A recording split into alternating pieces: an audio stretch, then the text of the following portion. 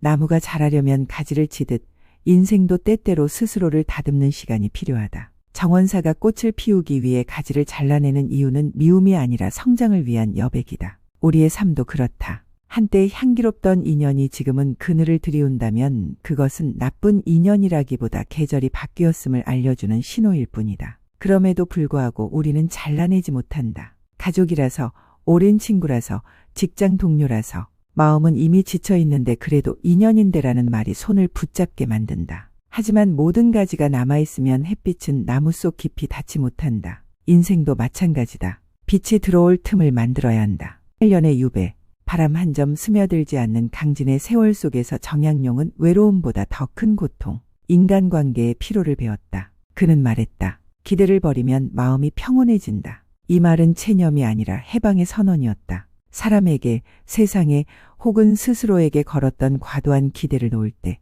비로소 내면의 평온이 찾아온다. 정약용은 유배의 고독 속에서 그 진리를 깨달았다. 그는 사람을 미워하지 않았다. 대신 기록했다. 기록은 감정을 식히는 도구였다. 정약용은 목민심서에서 사사로운 친분에 얽매이지 말고 공사를 분별하라 했다. 그는 관계를 감정이 아닌 관찰의 대상으로 바라봤다. 관료로서 그리고 인간으로서. 그의 일기에는 이런 구절이 자주 나온다. 오늘 아무개가 내 앞에서 아첨하였다. 표정은 웃었으나 눈빛은 흔들렸다. 그는 감정적 해석 대신 행동의 패턴을 기록했다. 치과학자가 실험 노트를 적듯이 우리도 그렇게 해보자. 오늘 대화에서 피로감을 느꼈다면 이유를 기록해보라. 내 말을 듣지 않고 자기 이야기를 반복했다. 약속을 어겼다. 내가 힘들 때는 연락이 없다. 이 기록이 쌓이면 관계의 패턴이 보인다. 패턴은 진실을 드러낸다. 정약용의 지혜는 감정의 온도계가 아니라 사실의 지도였다. 그는 사람의 말을 믿지 않고 습관을 본다고 했다.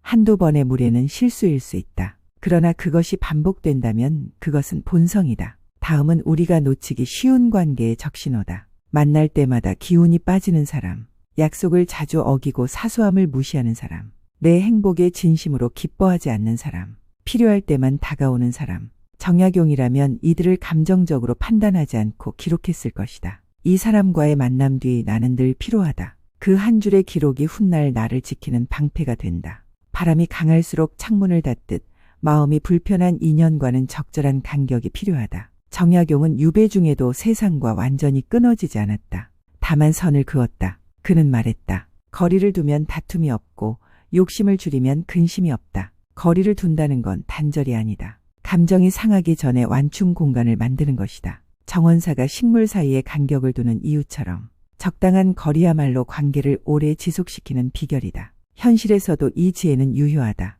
매일 연락하던 사람이라면 일주일에 한 번으로, 불편한 대화는 화제를 바꿔보는 것으로. 이건 냉정함이 아니라 스스로의 마음을 돌보는 일이다. 정약용은 편지에서 이렇게 적었다. 남의 기분에 휘둘리지 않는 것이 진정한 자유다. 지혜로운 사람은 반응을 늦춘다. 누군가의 말에 바로 화내지 않고 연락이 와도 잠시 숨을 고른다. 그 짧은 지연이 마음을 지키는 시간이다. 지금 바쁘니까 나중에 답하자는 것은 도망이 아니다. 자기 감정의 주인이 되는 연습이다. 모든 관계의 회복은 여기서 시작된다. 관계를 줄일 때 우리는 흔히 죄책감을 느낀다. 내가 너무 냉정한 건 아닐까? 상대가 상처받지 않을까? 하지만 정약용은 달랐다. 그는 스스로를 지키는 일이야말로 타인을 진심으로 사랑하기 위한 전제 조건이라 했다. 마음이 고요해야 사랑도 흐른다. 소모된 마음으로는 따뜻함을 줄 수 없다. 따라서 거리를 두는 일은 이기심이 아니라 진짜 관계를 위한 준비다. 겨울이 되어야 진짜 나무의 강도가 드러난다.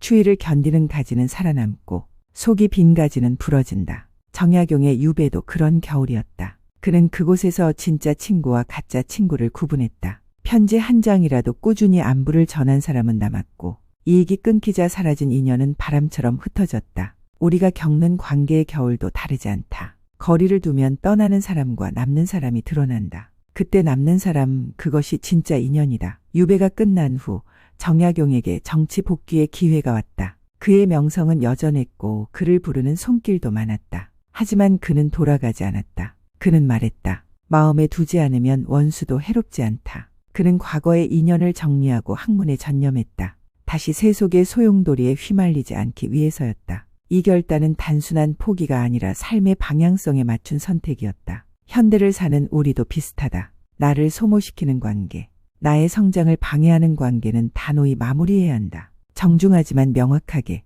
이제 각자의 길을 가자 고 말하는 것이다. 그것이 성숙한 단절의 미학이다. 모든 관계를 정리한 뒤 남는 것은 침묵의 평화다. 정약용은 그 침묵 속에서 수많은 저서를 남겼다. 그의 지혜는 결국 한 문장으로 귀결된다. 마음이 평온해야 세상도 고요하다. 관계를 끊는다는 것은 미움이 아니다. 삶을 지키는 선택이다. 잘라낸 자리에는 새로운 가지가 자란다. 비워낸 공간에는 빛이 스며든다. 그 빛이 곧 새로운 인연, 새로운 삶의 온기다. 이제 당신의 삶에서도 가지치기의 시간이 왔다. 오늘 하루 마음을 지치게 한 인연을 하나 떠올려보라. 그리고 정약용처럼 냉정하지 않게 다만 현명하게 기록하라. 감정이 아닌 관찰로, 분노가 아닌 여백으로, 그리고 미움이 아닌 평온으로. 세상의 모든 지혜로운 사람들은 안다. 인연을 끊는다는 것은 끝이 아니라 시작이라는 것을. 그 빈자리에 들어올 더 따뜻한 인연을 위해 지금 우리는 비워야 한다.